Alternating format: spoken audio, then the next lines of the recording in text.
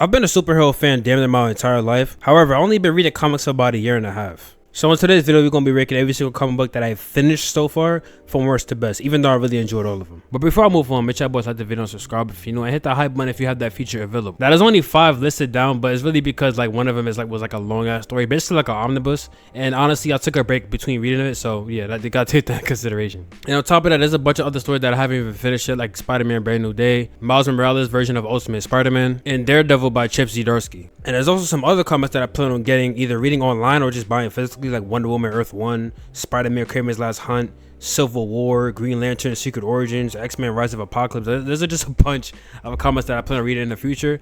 But also, y'all recommend me some comics down below in the comments. Spider-Man is honestly my personal GOAT. The Flash is my favorite DC hero. I love Batman, of course. I'm getting into Wonder Woman. I'm loving Green Lantern. Like, y'all just let me know. I love Hulk, Wolverine. Just recommend me some comments down below, and I'll check them out for sure. But without further ado, let's get straight into these rankings. Coming up first, man, we got the Flash Rebirth paperback. Now, this is a book I really loved, and the art was definitely beautiful. And when I got this book, I realized that I started reading this shit online, but I just never finished it. But this story is basically about Barry Allen's version of the Flash coming back to life out of the Speed Force after the Crisis on Infinite Earths event. Although this isn't the first time people actually saw Barry Allen since Crisis, this is the first time we actually have a story focusing on Barry since Crisis, I believe. Unless you want to talk about the return of Barry Allen story in the 90s, but it was really an imposter. It was real awesome seeing the dynamic between Barry Allen and Hal Jordan, because I always heard about the fact that they were really cool friends coming up in the Justice League. So reading that shit for myself and the source material is a pretty cool thing. Seeing the Flash family on page was really cool as well. Seeing Wally's version of the Flash, Bart, Jay Garrick, I think even Max Mercury was also there as well. So it was really cool seeing the entire Flash family on page. It's so cool that the fact that the very first comic book that I read from the Flash happens to be where Barry Allen first found out that the Reverse Flash actually killed his mom. Like, well, come on. And I never knew that Barry calling Iris his lightning rod was a comic accurate thing either. I was very shocked about that. I thought it was a CW original. Now, I'm not going to be going on a huge issue by issue breakdown or deep dive. However, I will be doing that shit in future videos like my boy Colton now does it. Huge shout out to him. Comics Explains, Comics Historian, RP to him as well. But I will be doing videos like that in the future. But for now, I'm just going to be briefly talking about each book that I read. With that being said, man, coming up next we have Daredevil Born Again. Now, look, this will be higher, but I don't know if it's because I'm a newbie when it comes to comics, but the fact that the art style is a bit older, I guess you could say.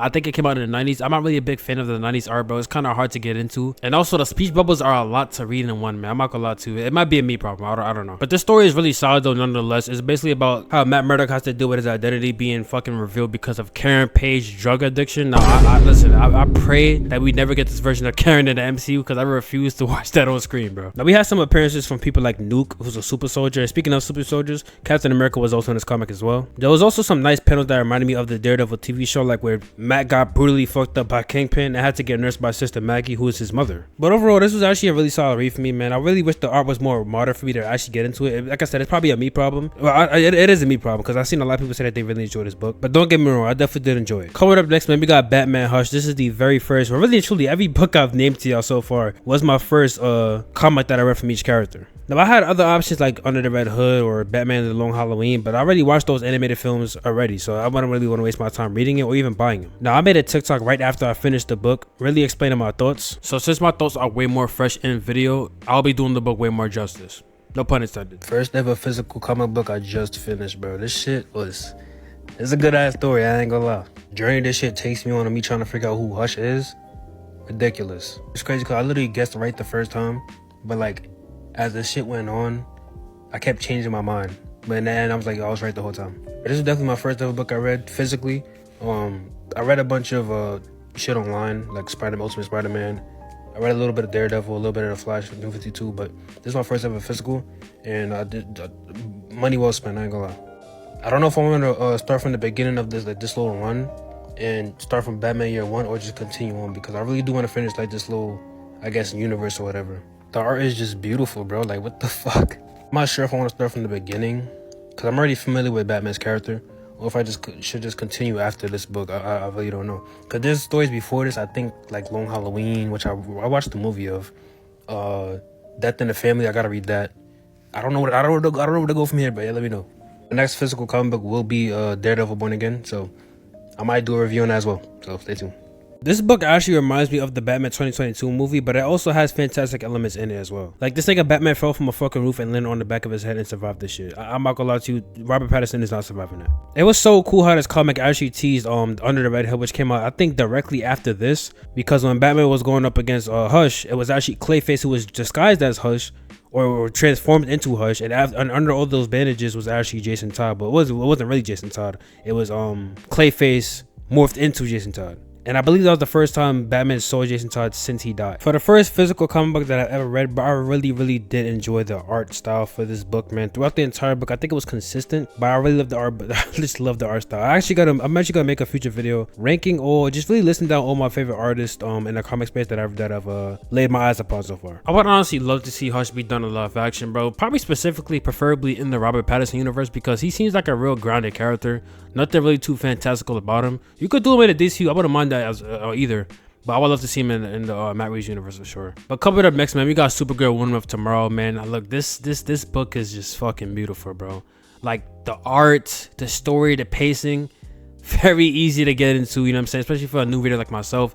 Very easy, very easy read for me, and easy for me to understand for sure. Now this story is basically about Kara Zor-El trying to find her purpose in life after her planet was destroyed in Krypton, and how she finds her purpose is practically going to planets with red suns and getting drunk.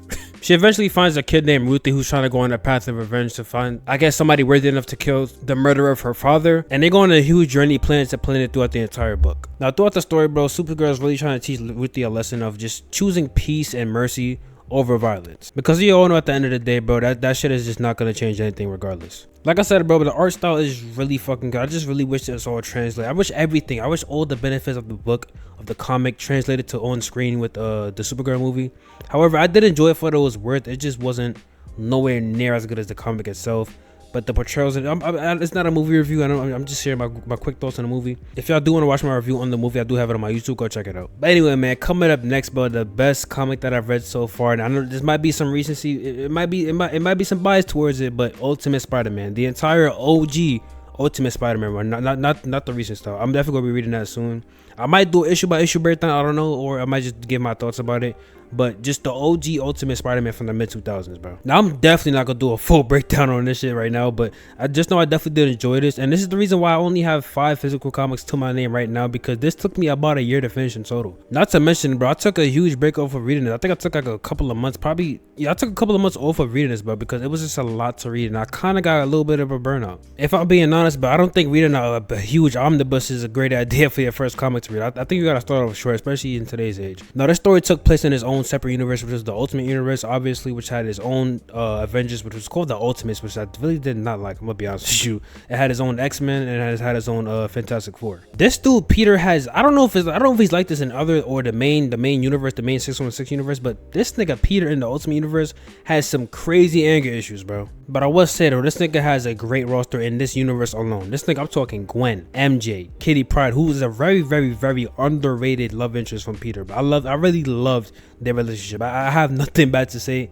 about their relationship. It's almost perfect in a way. Mind you, they all went to the same school together. I'm talking Gwen, MJ, and Kitty Pryde was all in the same school, and they all knew that Peter dated every single one of them at different times. I'm just saying, bro, my goat got it like that. The only nigga I know that's going band for band is that nigga Batman. I ain't gonna shout out to my nigga Bruce Wayne. But this shit had a nice couple of good arcs, man. We had like the Clone Saga, which was very different from the main Clone Saga in the main universe, but this Clone Saga had just a bunch of different Peter variants, which even female versions of Peter, which was very fucking weird. Even the nigga Johnny Storm was flirting with the female version of Peter, which was, anyway. I had a lot of cool arcs in this book alone, man. I can't name them all off the top of my head, but I definitely did enjoy most of them for sure. I also love the dynamics in this book, man. I love seeing the relationship between Johnny Storm and really, even my nigga Iceman. Like, bro, Kitty Pryde, Gwen, Johnny Storm, and Bobby all fucking live together under one roof. It was crazy, bro. Like, I would love to see that shit kind of translate on screen, but I don't think we're ever gonna get that, to be honest. Huge shout out to Aunt May, man. I really loved Aunt May in this shit. It might be my favorite Aunt May I've ever seen throughout all media, even including the movies. I'm gonna be honest with you. Nope, take that back. I forgot about Marissa Tomei. Marissa Tomei, I love you. If you watching this, I love you. But I don't want to make this video too long, but that's basically every single comic book story that I've finished so far, and that's my rankings, bro. Like I said before, I would love some comic book recommendations down below in the comments. I already told y'all some of of my favorite superheroes, but really and truly, I'm open to anything regarding DC or Marvel. Keep in mind, I'm more so a modern art style type of dude. Like I said, I did read Born Again. I enjoyed the story really well, but the art just was kind of hard for me to get through, so just keep that in mind if you guys will recommend some shit in the comments down below. Now, with that being said, man, make sure y'all boys like the video and subscribe if you new, like I said before in the beginning. I might catch you on the next one. God bless. I'm out. Peace.